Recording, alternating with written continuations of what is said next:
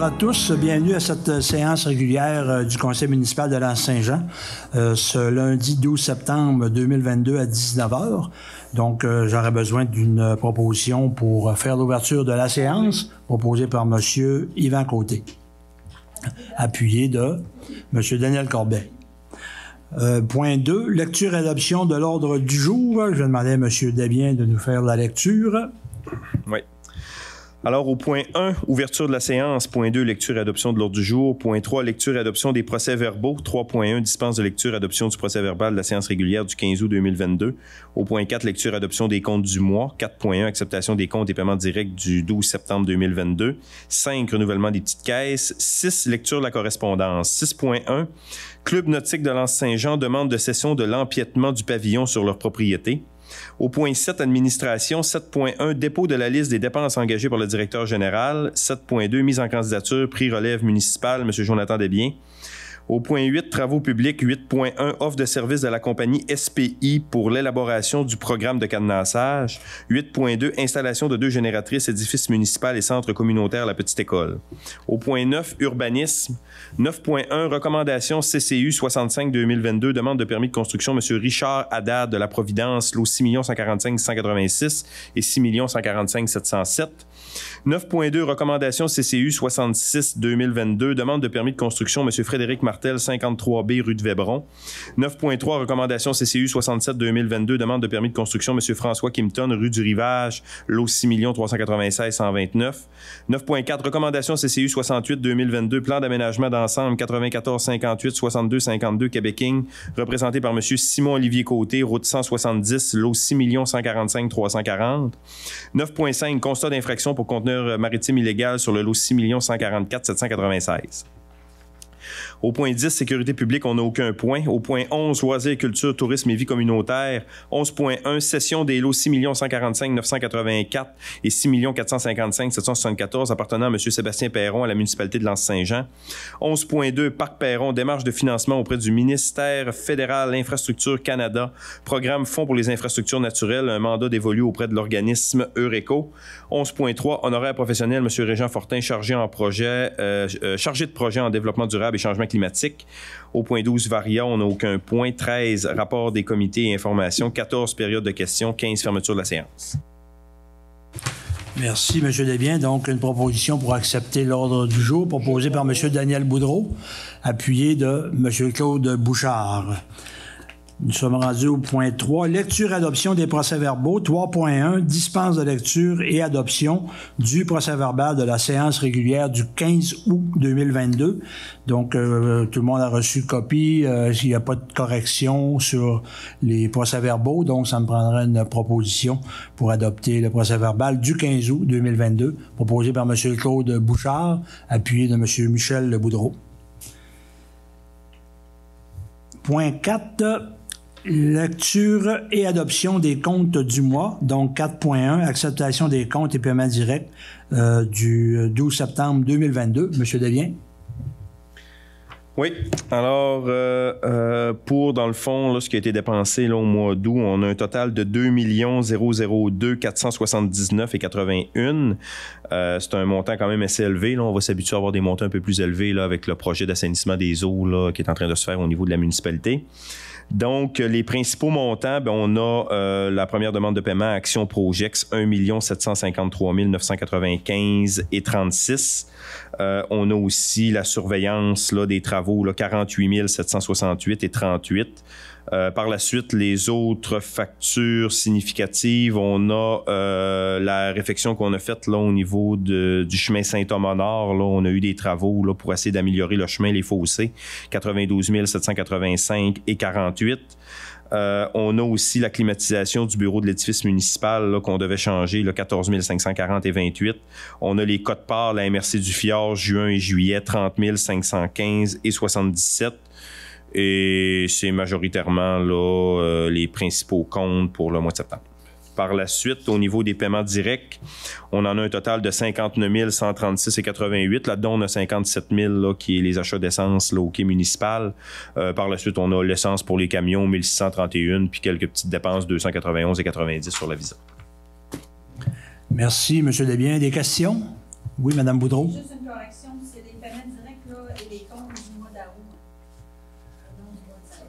Ah, OK, oui, c'est vrai. Le mois d'août. Parfait, c'est noté. Donc, une proposition pour accepter les comptes et paiements directs du mois d'août 2022. Proposé par M. Carl Brassard, appuyé de M. Yvan Côté. Merci. Renouvellement des petites caisses, on n'en a pas. Point 6, correspondance. 6.1, Club nautique de l'Anse-Saint-Jean demande de cession de l'empiètement du pavillon sur leur propriété. Donc, nous avons reçu de la part du Club nautique là, une demande afin de cesser l'empiètement d'une construction. En fait, c'est un petit pavillon qui avait été construit 2016, je crois, dans ce coin-là, 2017. Et il y a eu une erreur à ce moment-là, donc le pavillon empiète quelque peu sur le terrain du club nautique et on nous demande de cesser cet empiètement-là. On a tenté de discuter pour s'entendre sur une session ou quoi que ce soit. Et on n'en est pas venu à une entente. Donc, moi, ce soir, nous recommandons de démolir ce petit pavillon-là qui empiète sur le terrain du Club nautique de l'Anse-Saint-Jean. Donc, ça me prendrait à ce moment-ci un proposeur et un secondeur pour démolir le petit bâtiment, le petit pavillon là, sur les terrains. Et puis, on va faire ça le plus tôt possible, à l'automne, là, si possible. Proposé par M. Michel Boudreau, appuyé de M. Claude Bouchard. Merci. Nous sommes rendus à l'administration. 7.1, dépôt de la liste des dépenses engagées par le directeur général. Donc, nous avons un montant de 14 237,50 plus les taxes qui concernent la caractérisation des actifs municipaux et l'intégration de l'information dans le module de gestion du territoire. Une petite précision. Oui. Dans le fond, ça rentre avec les subventions qu'on a là, dans les programmes au niveau des changements climatiques là, avec Québec. Donc, ça avait déjà été un projet qui avait été déposé au conseil municipal. On a, je pense, c'est 60% là, de subventions là, dans ce programme-là. On a aussi la MRC, puis on a d'autres partenaires là, pour venir combler le financement. Donc, comme le projet dans sa totalité avait été accepté par le conseil municipal, puis cette facture-là, dans le fond, faisait partie du projet. Donc, il a été accepté là, au niveau de la direction générale parce qu'on sait qu'on veut que les gens viennent faire la géolocalisation avant que la neige commence à tomber. Donc, on voulait quand même là, être capable de donner le mandat, commencer à prendre les rendez-vous, qui commence à préparer les effectifs tout de suite. Merci, M. Desviens. Est-ce que ça prend une résolution pour le dépôt? Oui, hein? Donc, oui, proposé par M. Daniel Boudreau, appuyé de M. Daniel Corbeil. 7.2, mise en candidature, prix de la relève municipale, M. Jonathan Desbiens. Donc, c'est un concours qui est fait par le ministère des Affaires municipales, par le gouvernement du Québec. Donc, considérant le travail réalisé dans le but d'améliorer la position de la municipalité dans son développement, considérant la mise en place de plusieurs éléments facilitant le bon déroulement des opérations, que ce soit au niveau de la réglementation, au niveau des différents projets, les finances de la municipalité et tous les autres aspects de la vie municipale. Donc, je ferai la proposition, si vous me permettez, de soumettre la candidature de notre directeur général, M. Jonathan Desbiens, pour le prix de la relève municipale, qui est un prix là, qui récompense les gens à l'emploi d'une municipalité, d'une MRC ou d'une communauté métropolitaine de Montréal ou de Québec. Et pour les gens ayant de moins de 35 ans, puis étant donné que Jonathan est avec nous depuis 2018, ben, il est éligible à ce prix-là. Donc, ça me fait plaisir de soumettre sa candidature pour le prix relève municipale. Donc, j'en fais la proposition. Est-ce que j'aurai un appuyeur? Non? Ça prend un autre proposeur. Ah, ça prend un autre proposeur? OK. Ben, excusez-moi. Proposé par M. Daniel Corbeil, appuyé de M. Claude Bouchard. Merci beaucoup. On s'est rendu au point 8, travaux publics. 8.1, offre de service de la compagnie SPI pour l'élaboration du programme de cadenassage. Ça concerne toute notre procédure de cadenassage, les mises à énergie zéro, les fiches signalétiques, etc. Donc, M. Desbiens. Oui, donc dans le fond, ça se sépare en deux. Donc cette offre de service-là, c'est vraiment pour préparer la rédaction du programme en tant que tel. Par la suite, il y a d'autres mandats là, qui vont être octroyés, qui vont davantage être pour chacune des fiches, pour chacun des équipements. Là, on en a dénoté 79 au sein de la municipalité. Donc ça va être dans une soumission subséquente. Cependant, pour la préparation là, du programme global en tant que tel, là, donc comment agir, comment le cadenassage fonctionne, etc., on parle d'une soumission de 3 875 avec SPI. Merci, M. Desbiens. Un proposeur et un secondeur, proposé par M. Carl Brassard, appuyé par M. Yvan Côté. Merci. 8.2, installation de 2 génératrices à l'édifice municipal et au centre communautaire La Petite École. Donc, on sait que par rapport à toute la situation, les plans des mesures d'urgence, on a été subventionné pour installer 2 génératrices dans la municipalité de l'Anse-Saint-Jean. Et naturellement, bien, ces génératrices-là, il faut les brancher. Puis on a des petites modifications à faire aussi à l'interne, là, ici, dans l'édifice municipal. Donc, M. Desbiens.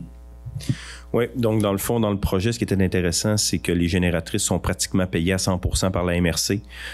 Donc nous, au niveau municipal, ce qu'on a besoin de faire, c'est vraiment s'assurer au niveau de l'ensemble des connexions électriques là, que tout est conforme. Et on a demandé des soumissions. Donc on a demandé des soumissions à Valmont et à Sirois. Et Valmont est le moins cher, là, donc on parle, là je sais que le montant a changé, c'était 23 650, je regarde Mme Boudreau. Ouais. Ouais, donc on parle de 23 650 pour l'édifice municipal, parce qu'on sait que c'est quand même un vieil édifice, là, il y a un petit peu plus de travail à faire au niveau des connexions électriques. Et pour ce qui est de la petite école, on parle d'un montant de 6 150. Là, on sait qu'avec les travaux qu'on a faits pour la salle communautaire, on en avait profité aussi là, pour organiser davantage l'électricité. Là, donc c'est la raison pour laquelle c'est moins cher pour la petite école. Donc un total de, ça va être en bas de 30 000. Merci, M. Desbiens. Donc, un proposeur et un secondeur pour accepter ces dépenses, proposées par M. Michel Boudreau, appuyé de M. Carl Brassard. Merci. Urbanisme 9.1, je demandais à M. Corbeil, recommandation CCU 65-2022, demande de permis de construction, M. Richard Haddad, sur la rue de la Providence, sur les lots 6 145 686 et 6 145 707. Ça concerne une résidence.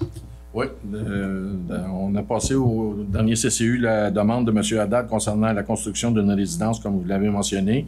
C'est conforme au PIA et puis une recommandation favorable pour permettre à M. Haddad de procéder à obtenir son permis de construction.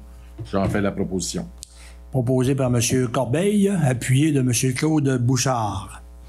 9.2, recommandation CCU 66-2022, demande de permis de construction, M. Frédéric Martel, 53B rue de Vébron. C'est concernant une remise. Effectivement, donc c'est le même dossier, la même analyse qui a été faite par le CCU et c'est conforme donc avec les distances selon la remise projetée. Donc ça fait conforme à la réglementation. J'en fais aussi la proposition. Merci, M. Corbeil. Donc, proposé par M. Corbeil, appuyé de M. Yvan Côté. Merci. 9.3, recommandation CCU 67-2022, demande de permis de construction, M. François Kimpton, rue du Rivage, sur le lot 6 396 129. On parle d'une résidence. Effectivement, donc M. Captain a déposé son projet. Il y avait déjà une petite remise déjà de construit. Et puis au service d'urbanisme, il avait demandé de déposer des plans d'une maison projetée, ce qu'il a fait. Après analyse, la recommandation est aussi favorable. Donc on recommande au conseil d'accepter. J'en fais également la proposition. Merci, M. Corbeil. Appuyé de M. Claude Bouchard. Merci. 9.4, recommandation CCU 68-2022, plan d'aménagement d'ensemble 94-58-62-52, Québec Inc., représenté par M. Simon-Olivier Côté, sur la route 170, pour un lot, sur le lot 6 145 340. Là, on parle d'un projet là, de lotissement là, pour des terrains futurs pour un développement. Effectivement, donc c'est en s'en allant vers Petit-Saguenay, en haut de la côte, à la gauche. Donc, M. Côté a déposé un plan de lotissement, un premier plan. On parle de 8 terrains là, à développer sur ce lot-là. Donc, la recommandation est aussi favorable là, concernant la demande de M. Côté. Donc, j'en fais la proposition. Merci, M. Corbeil. Appuyé de M. Yvan Côté. Merci. 9.5, constat d'infraction pour conteneur maritime illégal sur le lot 6 144 796.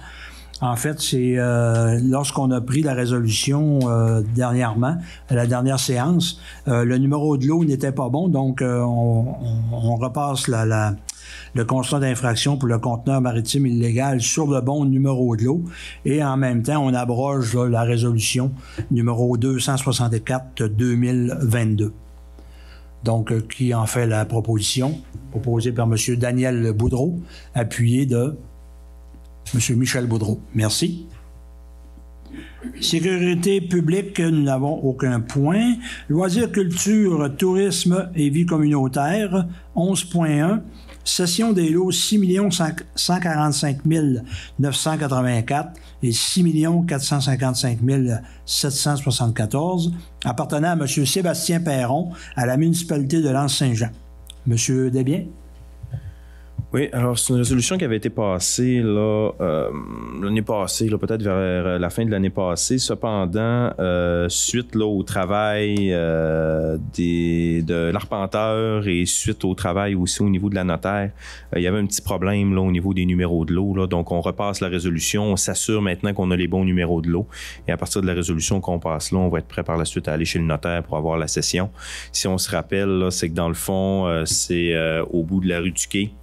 On a comme un îlot dans le milieu là, quand on vient faire le U-turn et il y a un petit terrain là, dans le milieu là, qui n'est pas utilisé. Là, donc, le propriétaire veut le céder à titre gratuit là, à la municipalité puis dans le fond, il aimerait ça qu'on aménage un parc. Là, et c'est pas mal l'intention de la municipalité aussi. Là, on trouve que c'est un endroit qui est quand même intéressant pour faire un petit aménagement le fun.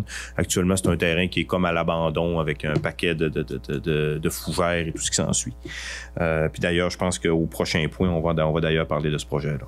Donc, c'est vraiment juste accepter là, la résolution avec les bons numéros de lot. Merci, M. Desbiens. Donc, un proposeur, M. Claude Bouchard, appuyé de M. Yvan Côté.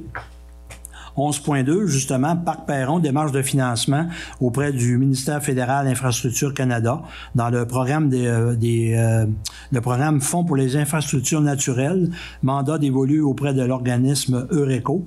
Donc, dans ce dossier-là, on a fait affaire avec l'organisme Eureco qui a fait pour les gens qui le connaissent, le petit aménagement en arrière de la petite école avec un genre de jardin nourricier, etc., etc. Et dans le même esprit, donc le parc Perron va avoir une portion aussi nourricière avec des plantations boréales. Il va avoir aussi pas une pergola, là, un petit gazebo là, où les gens vont pouvoir s'installer pour contempler le magnifique fjord.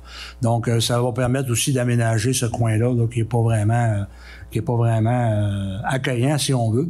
Donc, c'est pour autoriser justement la compagnie Eureco à faire les démarches auprès d'Infrastructure Canada pour faire la demande de subvention pour le projet. Et c'est un fonds, un programme qui finance à l'ordre de 80% des dépenses admissibles. Donc, ça me prendrait une proposition pour autoriser Eureco à faire la demande officielle auprès du gouvernement fédéral. Donc, ça dégage un peu notre personnel là, pour ce projet-là. Donc, c'est très, très, très bienvenu. Proposé par M. Carl Brassard, appuyé de M. Claude Bouchard. Merci. Prochain point, 11.3, en horaire professionnel, M. Régent Fortin, chargé de projet en développement durable et changement climatique. Donc, on sait que M. Fortin travaille avec nous depuis quelques années par rapport au changement climatique. Et on a besoin naturellement de ressources spécialisées, puis M. Fortin quand même un bon bagage dans ce domaine-là. Et donc, la résolution ce soir nous permet d'ajouter des heures là, jusqu'en décembre 2022 à son entente contractuelle et de bonifier aussi les honoraires professionnels passant de 60 $ à 70 $ de l'heure. Donc, ça me prendrait une proposition pour accepter ces honoraires professionnels-là. Tout le monde en a eu connaissance sur ce qu'il y avait des questions, c'est clair, c'est correct. Donc, un proposeur, M. Daniel Boudreau, appuyé de M. Claude Bouchard. Merci. Varia, nous n'avons aucun point. Monsieur Maire, Oui. on n'avait pas de résolution à passer concernant le rapport pour l'entente, l'étude diligente. Non, ça devrait être au mois d'octobre. Là, on est en train là, de préparer les modèles, là, mais début octobre, on devrait passer ça. Merci. Donc, aucun rapport des comités et informations. M. Yvan Côté va nous parler de PIS CITLAB. Ouais, il y a eu des petits dommages dans PIS-CITLAB suite au pluie qu'on a eu là, mercredi, là, une couple de semaines. Là. Après ça, ici, on avait fait des bonnes. Le kit de pierre qu'on a fait ici, là, il y a eu comme une érosion, là, quasiment comme majeure. Richard pourrait vous en parler plus que moi. Là, on va installer un ponceau parce que l'eau arrive dans le champ du cultivateur, puis elle va pogner le long de la piste cyclable qui est. Fait que là, on va traverser l'eau de bord. Fait que, là, on a procédé même à différentes places, puis il y a eu un petit peu d'érosion partout. Donc, quand même en santé piste cyclable. C'est beau. C'est tout? C'est tout. Merci, M. Côté. M. Daniel Boudreau, vous allez nous parler du Centre communautaire de la Petite École, l'AGA et le MADA. Oui, je voulais juste faire un genre de petit résumé des activités de la Petite École au courant de l'été. On a eu le camp de jour qui a eu 62 inscriptions. Ça a duré pendant 8 semaines. Les jeunes se sont promenés, ils sont allés visite à la CEPAC, musée du Fjord, plage Saint-Étienne, visite de Mme Faucon, de M. Météo, Racine Gun Boots. Ça fait que ça a bien été, mais par contre, on s'est aperçu que la petite école, là, c'est un peu restreint en fait d'espace. On espère que l'année prochaine, là, qu'on va pouvoir retourner à l'école Fréchette. Il y a eu aussi l'exposition, là, quelque chose qui venait de loin au presbytère, de Mme Eugénie Lavoie avec les élèves du primaire. Ça a très bien fonctionné, ils ont eu beaucoup de visiteurs. La fête nationale aussi a très bien fonctionné. Je veux rappeler aussi à la population que demain, à 14h30, ça va être l'AGA de la petite école. Ça serait plaisant qu'on ait des gens qui y assistent. Surtout, on a 2 postes vacants pour le CA. Ça serait 14h30. 14h30. 13h30, c'est l'autre avant. C'est ça, c'est pour préparer l'AGA. Aussi, je voudrais dire un merci à la directrice, Mme Lisanne Boilly, aux employés municipaux, parce que toutes les activités de ces jeunes-là durant l'été, tous les festivals, la fête de la Saint-Jean-Baptiste, on n'a presque pas d'employés municipaux. C'est bizarre, les tentes, là, ça lève comme des chapiteaux, ça prend 5 minutes. Puis je me suis aperçu au four à pain que juste enlever l'étoile, c'est déjà une grosse job. Fait que je tiens à les féliciter. Aussi, le 27 octobre, je sais que c'est un peu à l'avance, on va avoir la présentation de MADA, le rapport de MADA qu'on a eu. Je ne sais pas si les gens se rappellent, en 2019, on a distribué des sondages. Il y a eu des consultations, puis après ça, il y a eu un rapport qui a été fait. C'est la présentation officielle, on est en retard parce que c'est pour 2020 à 2025. Par contre, encore l'excuse de la pandémie, c'est pour ça qu'on ne l'a pas fait, mais on va le faire officiellement le 27 octobre. Merci beaucoup. Merci, M. Boudreau. Effectivement, l'an prochain, on espère que les travaux en arrière de l'école Fréchette seront terminés. Ça semble bien aller, donc à suivre. Moi, j'aurais, par contre, je voudrais parler du Festival des Fours à pain qui a eu lieu la fin de semaine de la Fête du Travail. Donc, on sait qu'on a eu un rallye là, qui a été organisé là, avec un code QR. On a eu 135 participants au rallye. Je crois qu'il y en a 80 quelques là, qui l'ont complété. On a servi quand même 65 soupers. On avait un objectif de 50, donc ça a quand même bien été aussi. Et je voudrais profiter aussi de l'occasion pour remercier là, les partenaires, entre autres la MRC, l'épicerie Amiraux, Nuance de Grains qui ont travaillé cette année avec nous, la boulangerie Médard, le Centre culturel du Presbytère naturellement et le comité touristique. Donc c'est une belle activité là, qui en est à sa troisième édition et demie, là, parce que la première édition, c'était une mise en bouche. Donc, c'était la troisième édition officielle. Donc, on espère que les gens vont s'approprier ce festival-là, qu'on va pouvoir en faire un produit d'appel là, pour l'Anse-Saint-Jean là, pour le futur. J'avais aussi, juste un petit rappel pour la population. Là, on sait que maintenant, nos séances ne sont plus diffusées en direct. Donc, j'invite la population, si vous avez des questions ou quoi que ce soit, nous faire parvenir ça par courriel à info-lanse-saint-jean.ca et ça nous fera plaisir de répondre à vos questionnements lors de la séance. Et le meilleur moyen de poser des questions, d'avoir la réponse tout de suite, c'est de venir nous voir ici même à la salle du conseil. Donc, je lance l'invitation aux gens à venir nous voir. Ne pas hésiter à venir nous voir. Donc, ça fait le tour des comités d'information. Période de questions. Vous vous présentez au micro, votre nom. OK. Couple de questions de même. J'ai passé l'été ici, puis tout le monde arrête dans la rue. Je veux savoir où il y a des terrains à vendre dans ce Saint-Jean. Au moins, il va. Où il y a des terrains.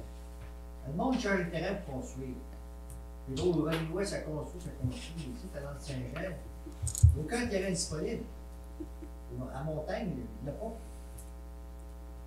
C'est-tu possible qu'on fasse quelque chose? On ne laisse pas passer le train, puis on arrive à déboucher quelque chose, là. Parce que là, ça construit ailleurs, puis l'autre, on n'a plus rien ici, là. Quand vous parlez de terrain, vous parlez de terrains municipaux. C'est vrai que la banque des terrains municipaux, je crois, est pas mal épuisée. On me corrigera, là. Mais les terrains municipaux, on n'en a plus beaucoup. Si on en a, c'est sûr qu'on va regarder. C'est dans la montagne. Moi, je parle de la municipalité en général, là. La montagne, on y va, là. Moi, j'ai même on fait le tour, je connais le coin, puis j'en veux pas de terrain, là. Dans le coin où ouvrait des appartements, il n'y a plus de terrain là. Valence, on oublie ça. Il n'y a plus de terrain parce que c'est pas des projets. Après ça, c'est où? Du rivage, il n'y a pas de terrain là, il n'y a pas de terrain sur le rivage. Mm-hmm. Il y a l'eau, il y a d'autres choses là-bas. Il y a peut-être un terrain dans le fond là-bas. Je n'en veux pas d'autres. Hein. Effectivement, hein, la municipalité, on n'a pas de terrain, puis si on n'en a pas, je pense pas qu'on puisse en inventer. Là. Les propriétaires de terrain, c'est pas mal beaucoup des propriétaires privés. Donc, je pense que c'est à eux que revient la... Un peu développement, là, attendre que ça bouge un peu. Là, je pense l'impression que ça bouge pas beaucoup. Là, tu sais, 3 projets là, qu'on n'entend pas parler. Sur la glace, je sais pas. Les projets suivent leur cours normal. C'est long. Alors, si on regarde, M. Vallière, la situation économique, la situation un peu partout, je pense qu'il y a beaucoup de questionnements, que ce soit personnellement, quelqu'un qui veut se bâtir une maison, les gens font attention, les gens prennent des précautions, et puis c'est normal d'agir comme ça aujourd'hui, de ne pas se lancer de tête première sans être certain qu'on met nos billes aux bonnes places. Donc, même au niveau personnel, il y a des gens qui ont acquis des terrains ici, dans la municipalité, puis un peu partout. Ils attendent. Ils attendent un peu. Les taux d'intérêt montent, le prix des maisons baisse. Donc, on est dans une situation qui est pas facile. On est dans l'imprévu. Est-ce qu'il va y avoir une récession ou pas? Donc, les gens, on est un peu de tout le monde, là, sur nos gardes. On fait attention. Et puis, je pense que c'est important de pas aller trop vite, puis de commencer à trouver des terrains pour vendre des terrains. Si on a des terrains à vendre, on veut que ce soit des terrains qui sont corrects, qui font l'affaire, puis qu'on va être certain que les gens vont se construire dessus. La situation actuelle, au moment où on se parle, c'est pas facile. Il y a des gens là, qui mettent les choses sur la glace, puis ils attendent de voir qu'est-ce qui va se passer. Qu'est-ce qui va se passer? Il n'y a personne ici là, qui est capable de nous donner la réponse à savoir qu'est-ce qui va se passer dans les prochaines semaines, dans les prochains mois, dans les prochaines années, avec tout ce qu'on vit en ce moment. Si c'est long même, on peut-tu récupérer notre piscine? C'est un dossier qu'on a discuté, on a répondu à ça, donc je vais... Si on attend longtemps, que même que ça bouge, n'importe quoi, on pourrait récupérer la piscine, moi. Là, il faut prévoir, il faut l'hybériser, il ne faut pas laisser s'en aller, parce qu'il y a un petit Encore là, les piscines, quand je vous dis que les gens sont sur le si vous regardez l'actualité, il y a des municipalités qui, à Ville-d'Alma, ils ont fermé 2 piscines extérieures cette année, faute de sauveteurs. Et quand on regarde l'actualité, il y en a de plus en plus des municipalités qui sont plus capables d'opérer des piscines parce que les gens n'ont plus de sauveteurs. Donc, ils transforment les piscines soit en jeux d'eau ou en d'autres choses. Mais encore là, il faut prendre le temps d'analyser la situation, de monter les projets, puis d'être efficient. On peut se regarder d'abord pour la sauver, si on est capable de la sauver encore cette année, la hyberniser comme il faut, là. On va regarder ça. On va regarder ça. Merci. Donc, on serait rendu à la fermeture de la séance. Donc, ça paraît une proposition pour fermer la séance. Monsieur Carl Brassard, merci beaucoup. Bonne fin de soirée à tous et on vous invite à la prochaine séance le 3 octobre prochain, si ma mémoire est bonne. Merci. Bonne soirée.